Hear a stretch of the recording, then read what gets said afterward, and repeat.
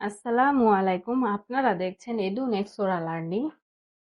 এখানে আমি খুব সহজভাবে পড়াশোনার কঠিন বিষয়গুলো বোঝানোর চেষ্টা করি যাতে আপনারা অল্প সময়ে সহজে শিখতে পারেন এবং নিজের দক্ষতা বাড়াতে পারেন। তাহলে আজকের ক্লাসটা শুরু করা যাক। বোর্ডের কোশ্চেনটা হলো, ফয়সাল সাহেব ব্যাংকে 5,000 টাকা জমা রাখলেন এবং ঠিক করলেন যে আগামী 6 বছর তিনি ব্যাংক থেকে টাকা উঠাবেন না। ব্যাংকের বার্ষিক মুনাফা 10% হলে 6 বছর পর তিনি মুনাফা কত পাবেন? মুনাফা আসল কত হবে? তাহলে এখানে বুঝতে হবে আগে প্রশ্নটা যে কয়টা, এখানে দুইটা প্রশ্ন করছে বোঝা যাইতেছে। তাহলে ফয়সাল সাহেব ব্যাংকে তার 5,000 টাকা জমা রাখছে, সে সিদ্ধান্ত নিছে কি 6 বছর সে কোনো টাকাই উঠাবে না, এটা জমা থাকবে। আর ব্যাংকের বার্ষিক মুনাফা হিসাবে সে 10% যদি পায় তাহলে 6 বছর পর তার মুনাফা কত হবে? তো তার মেইন আসল টাকাটা কিন্তু 5,000 টাকা। সেইটা থেকে আমাদের 6 বছরের বার্ষিক মুনাফার হারটা যেটা ওইটা বের করতে হবে। মুনাফা আসল, তারপরে মুনাফাটা বের 6 বছরের মুনাফাটা বের হলে মুনাফা যেটা বের হবে 6 বছর পর তিনি মুনাফা কত পাবেন ওইটা বের হওয়ার পরে ওইটার সাথে আমরা আসল মুনাফা, আসল যে 5,000 টাকা আর ওই যে 6 বছর পর তিনি যে মুনাফাটা পাইবে সেটা, এই দুইটাই যদি যোগ করি আমরা তখন যে আমরা মুনাফার আসল বের হবে। তো আশা করি প্রশ্নটা তোমরা বুঝেছো। আমি অঙ্কটা শুরু করি তাহলে।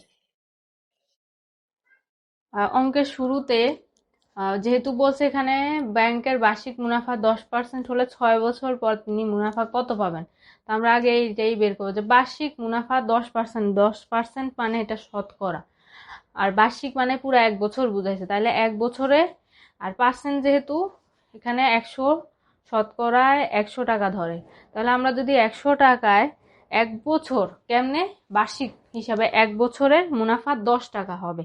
তাহলে আমরা লিখি 100 টাকার 1 বছরের মুনাফা 10 টাকা। অতএব 1 টাকার, যদি আমরা এখন 1 টাকার হিসাব করি যে 1 টাকার 1 বছরে মুনাফা হয় 100/10 এত টাকা। অতএব এবার আমরা কি করব, যেই 5,000 টাকা বলছে 100 টাকারটাও বের করছি আমরা, 1 টাকারটাও হিসাব বের করছি, যদি 1 টাকা হয় এবার আমরা 5,000 টাকার হিসাবটা বের করবো। 5,000 টাকার 1 বছরে যদি মুনাফা বের করি তাহলে 10 গুণ 5,000 নিচে 100। এবার আমরা কি করব, 6 বছরেরটা বের করবো। 5,000 টাকায় 6 বছরে মুনাফা কত আসে। অতএব 5,000 টাকার 6 বছরের মুনাফা, এখানে কমার প্রয়োজন নেই, যে এই শূন্য শূন্য কাটাকাটি গেলে শুধু 50 থাকে। তাহলে 10, 50 আর 6 যদি আমরা গুণ করি, নিচে কিন্তু 1 থাকে, কোনো ভ্যালু থাকে না, তো উপরের গুলা গুণ করলে আমাদের মানটা বের হয়ে যাবে।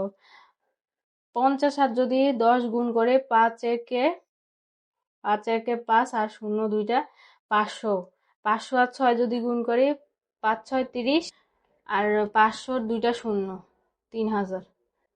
বুঝতে পেরেছি এতটুকু। এবার আমরা মুনাফার আসল টাকাটা বের করব, আসলের সাথে মুনাফা যোগ করব আর কি, যে মুনাফাটা বের হয়েছে আর আসল তো 5,000 টাকাই। অতএব মুনাফা মুনাফা আসলে যে কত হবে, এটা মুনাফা তো বের হয়েছে যে ব্যাংকের বার্ষিক মুনাফা 10% হলে 6 বছর পর তিনি মুনাফা কত পাবেন, 3,000 টাকা পাবেন। আর মুনাফা আসল কত, অতএব মুনাফা 3,000 টাকা। এবং তাহলে আমি আবার পুনরায় প্রশ্নটা সহকারে বুঝাই দিতেছি। বলেছে ফয়সাল সাহেব ব্যাংকে 5,000 টাকা জমা রাখলেন, জমা রাখার পরে সে সিদ্ধান্ত করছে কি আগামী 6 বছর তিনি ব্যাংকে কোনো টাকা উঠাবেন না। তাহলে তার বার্ষিক মুনাফা, ব্যাংকের বার্ষিক মুনাফা 10% হারে যদি সে পায় তাহলে 6 বছর পর তিনি মুনাফা কত পাবে আর মুনাফা আসল কত হবে। তো আমাদের মেইন, আমরা 1 বছরেরটা আগে মুনাফা কত পাই সেটা বের করছি, তারপর আমরা 6 বছর পর কত পাই সেটা বের করছি, এবং 5,000 টাকায় 6 বছর মুনাফা কত আসে সেটাও বের করছি। তারপরে মুনাফা আসল কত হবে, মুনাফার আসল 5,000 টাকা, আর মুনাফা হইতেছে বের করছি আমরা 3,000 টাকা।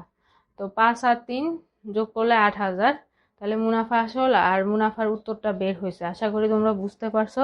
আজকে এতটুকুই। আজকের ক্লাসটি যদি আপনাদের উপকারে আসে তাহলে অবশ্যই লাইক, কমেন্ট এবং শেয়ার করবেন। আর এমন আরও সহজ ও শিক্ষণীয় ক্লাস পেতে এডুনেক্সোরা লার্নিং পেজটি ফলো এবং সাবস্ক্রাইব করে পাশেই থাকুন।